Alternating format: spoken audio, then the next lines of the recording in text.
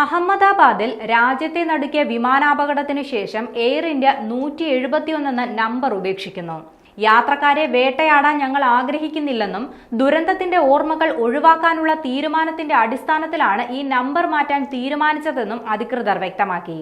പഴയത് മാറ്റി വിമാനത്തിന് പുതിയ നമ്പർ നൽകാനാണ് എയർലൈനിന്റെ തീരുമാനം. അഹമ്മദാബാദിൽ നിന്ന് ലണ്ടനിലേക്കുള്ള വിമാനത്തിന്റെ നമ്പർ AI 159 എന്നാകും. ലണ്ടനിൽ നിന്ന് മടങ്ങിവരുന്ന വിമാനത്തിന്റെ നമ്പർ AI 160 എന്നുമാകും. ഈ മാറ്റം ഉടൻ തന്നെ പ്രാവർത്തികമാകുമെന്നാണ് റിപ്പോർട്ടുകളെങ്കിലും വിമാനത്തിന്റെ പുതിയ നമ്പർ പുനർനിർമ്മിക്കുന്ന തീരുമാനത്തെക്കുറിച്ച് എയർ ഇന്ത്യ ഔദ്യോഗികമായി അഭിപ്രായം പറഞ്ഞിട്ടില്ല. അതേസമയം അപകടത്തിന്റെ വിവരങ്ങൾ എയർ ഇന്ത്യയിൽ നിന്ന് അന്വേഷണ ഏജൻസി തേടിയിട്ടുണ്ട്.